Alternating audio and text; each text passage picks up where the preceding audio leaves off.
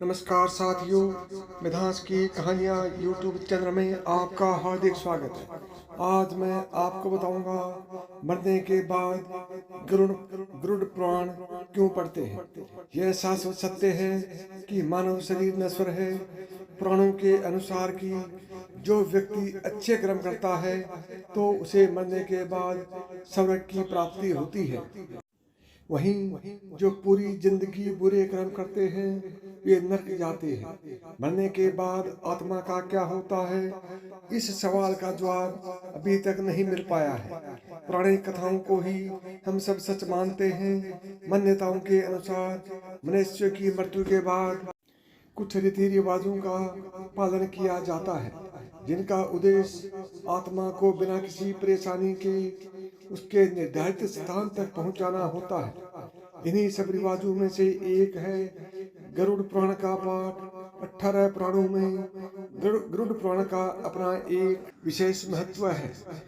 गरुड़ पुराण सनातन धर्म में मृत्यु के बाद सतति प्रदान करने वाला माना जाता है। इसलिए सनातन हिंदू धर्म में मृत्यु के बाद गरुड़ पुराण के श्रवण का प्रावधान है।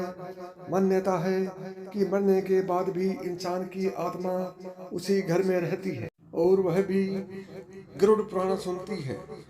गरुड़ पुराण का धार्मिक महत्व यही है कि इससे मृत व्यक्ति की आत्मा को शांति मिलती है।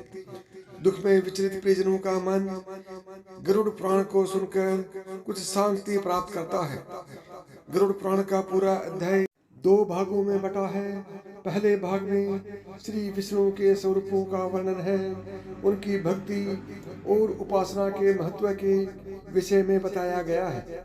आरंभ में मनु से सृष्टि की उत्पत्ति, ध्रुव चरित्र और 12 आदित्यों की कथा प्राप्त होती है। उसके उपरांत सूर्य और चंद्र ग्रहों के मंत्र, शिव पार्वती मंत्र, इंद्र से संबंधित मंत्र, सरस्वती के मंत्र और 9 शक्तियों के विषय में विस्तार से बताया गया है। दूसरे भाग में जीवन मृत्यु के विषय में बताया गया है। इसके अतिरिक्त इस पुराण में श्राद्ध, तर्पण, मुक्ति के उपायों तथा जीव की गति का विस्तृत वर्णन मिलता है। शरीर को त्यागने के बाद आत्मा के साथ क्या होता है, वह किसी तरह दूसरी योनियों में जन्म लेता है, इत्यादि बातों का उल्लेख किया गया है। इस तरह गरुड़ पुराण में भक्ति, ज्ञान, वैराग्य, सदाचार, निष्काम कर्म की महिमा के साथ यज्ञ, दान, तप, तीर्थ आदि शुभ कर्मों में सर्वसाधारण को प्रवृत्त करने के लिए अनेक लौकिक और पारलौकिक फलों का वर्णन किया गया है। इसके अतिरिक्त इसमें आयुर्वेद, नीतिशास्त्र आदि विषयों के वर्णन के साथ मृत जीव के अंतिम समय में किए जाने वाले कर्तव्यों का विस्तार से निरूपण किया गया है। आत्मज्ञान का विवेचन भी इसका मुख्य विषय है। अंततः इस पुराण द्वारा प्रेत कल्प का विस्तार से वर्णन करते हैं।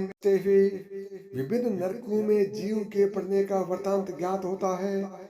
इसमें मरने के बाद मनुष्य की क्या गति होती है, उसका किस प्रकार की योनियों में जन्म होता है, प्रेत योनि से मुक्ति कैसे पाई जाती है, श्राद्ध और पितृक्रम किस तरह करने चाहिए तथा नरकों के दारुण दुख से कैसे मोक्ष प्राप्त किया जा सकता है आदि का विस्तार पूर्वक वर्णन प्राप्त होता है। ऐसी मान्यता है कि अगर मौत के बाद गरुड़ पुराण का पाठ पढ़ाया जाए तो मृत व्यक्ति की आत्मा को शांति और धरती के बंधन से मुक्ति मिलती है। आमतौर पर किसी पुरोहित के द्वारा यह पाठ करवाया जाता है।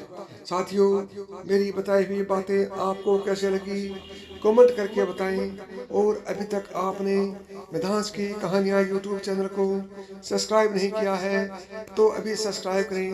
नमस्कार दोस्तों, जय श्री कृष्ण।